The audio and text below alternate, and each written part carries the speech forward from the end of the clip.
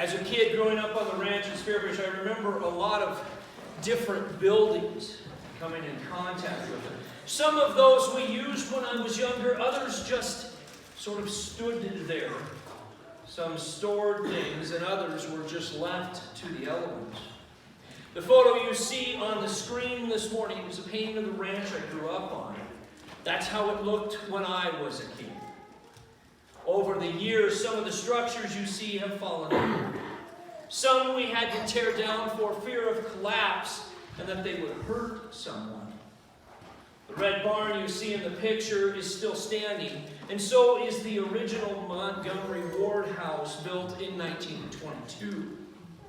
Like most of you ranchers, we did our best to take care of those buildings. We repaired them, painted them, shored them up. Yet despite some of our best efforts, some of the buildings in that picture collapsed. The one thing a lot of these buildings that collapsed or that we tore down had in common, my grandfather would say they had questionable foundations. During the time period that these buildings were constructed, they didn't have the knowledge or resources or construction ability we do today. The buildings built on firm foundations, such as the Montgomery Ward house and the red barn you see, are still standing today and hopefully will stand for some time to come. I remember once being in high school. We were going to tear down the large barn log structure you see in that picture. See, I knew it was there. It had been there for years, but it just sort of stood there, and I guess we all took it for granted. And then as the grapple fork began to grab at the structure and tear the logs apart, I remember thinking, this is kind of sad. You see, that old building that you see in the painting stood for years.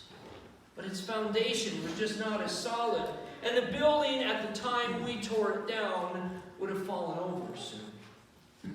It seems what it all came down to when we made a decision on whether to keep a building or not was the foundation. These buildings had stood through all types of storms, wind, rain, hail, yes, snow and blizzard, ice and heat, yet they stood. These buildings endured in conditions, and each storm perhaps took a little something from those buildings. But they stood the test of time, so to speak. This morning, we're going to take another look at a parable that Jesus told to teach his audience a sort of lesson. This one, some called the parable of the house on the rock or sand, or the wise and foolish builder. We're going to take a look at this parable from the front side, then we'll flip it over, look at it from the back side, and hopefully apply these lessons to our lives. But if we're going to get all that done, and I'm going to get you out of here by noon, we better keep moving. As Christians, we have a choice to make. We can build our lives on a firm foundation, that being the foundation of Jesus Christ. Or we have a choice to build our foundation, questionable foundation, on those things of the world. This particular parable would be the end of Jesus' Sermon on the Mount. We notice in Scripture oftentimes the word rock is meant to be a metaphor used for Jesus Christ. And we read in Scripture that the rains came down, and this was not uncommon in the Holy Lands. They were known for massive rains that would cause extensive damage and flooding. We read in the parable that we need to remember Jesus is an expert in life as he taught, but he was also the understudy of a craftsman. Jesus knew something about the construction of homes in that day, and he knew a builder in Palestine at this time had to think ahead. They had to plan. If you've never been to Palestine, which I haven't, the geographical area we're talking about has numerous gullies, and during the summer months, these bottoms, these gullies are very dry and pleasant places. There's a sandy base. During the wet season, some of the gullies, it's quite a different story. See, a house built in that particular area in wet season would be swept away and destroyed. Only houses with foundations that are sure and stable can withstand those storms. Or, let me put it another way. When we talk about life, only a life whose foundations are sure can withstand the tests that we all must face. In this parable, Jesus makes two demands. Now notice, he didn't make a suggestion. He makes two demands. One, that men should listen. And if we're honest, we know that Jesus said that at that time, men in churches didn't listen. They didn't know the teachings. So that's the first command, listen. His second demand, as Christ put it, is to do something. Keep in mind that knowledge is only relevant when it is put into action. Now, I'm certain that most of us would be able to pass a Christian ethics test and still not totally be a Christian. Well, what do I mean by that? See, Christianity is not about head knowledge. True Christianity is about heart knowledge. Think of it this way. Knowledge must become action. Theory must become practice. And theology. The theology must become life itself. Sadly, many Christians today listen to the teachings of Jesus Christ every Sunday, and they make no intentional attempt to put that knowledge into practice or use. Then we must discuss an obedience to God. We need to remember that the word obedience is a word in which hearing and doing are summed up together. Obedience is what Jesus demands of us. It's that obedience to Him that is the only sure foundation for our lives. See, this obedience to Jesus Christ and His teachings is safe no matter what storms life may bring. That's the parable from the front side. Now let's look at it from the back side. Again, just finishing His Sermon on the Mount, Jesus' teachings at the time were more demanding, a lot of commentators say, than the conventional Jewish rabbi. It's at this point when He tells this parable, the gloves, if you will, they come off. Jesus doesn't hold anything back anymore. Some people, He said, would hear this and act upon it. Others, He said, would hear the same message and they would continue to do nothing. Those who acted upon it, Jesus would say, were wise. Those who heard it and didn't act upon Jesus' teachings, Jesus said, were foolish. Harsh language, perhaps. In saying this, Jesus is saying there is no middle ground. You're either wise or foolish. Now, keep in mind you have a right to your own point of view. And Jesus says your point of view, even though it's yours, still may be wise or foolish. He's not saying that all points of view have the same value. And understand that there are multiple ways of looking at this matter. You're either in the wise column or the foolish one. But the biggest issues in our lives are vast. And those decisions in our lives have consequences. So as a wise or foolish person, again, this is harsh language. Keep in mind, we, brothers and sisters, have only one life. Only one vote. The original audience, and dare I say us today, needed someone to state the facts to them and quit beating around the bush and state those facts clearly. In the parable, we have two men building homes. Now, don't get hung up on what type of homes. Most commentators say that the homes are comparable in every way except one. Both houses were built well. The difference is one foundation on sand, the other the foundation of rock. And the original audience hearing this knows something about land and property and building. They're not fooled by Jesus' story. See, a bad location in Palestine was oftentimes seen as a lapse in judgment. Those people who built their lives or their houses on sand contradicted all rational reasoning. Keep in mind, the two men don't differ in ability. They have the same knowledge and they have the same opportunity. So what's the difference? The difference between the wise man and the foolish man is that they each had a choice. At first, there's no difference between the men. They build their homes, and then all of a sudden, like life, a storm comes. This needs to be seen as the surest thing in this parable. In life, we can all be sure of one thing, and one thing for sure. At some point down the line, a storm will hit all of us. Now, we know people who live in what I call constant storms most of their lives. If you know someone like that, I encourage you today, all of us, to pray for them. Then we have those individuals who seem to have an innate ability of escaping life's storms for an extended period of time. When the storm hits this type of person, they're almost in a state of total devastation.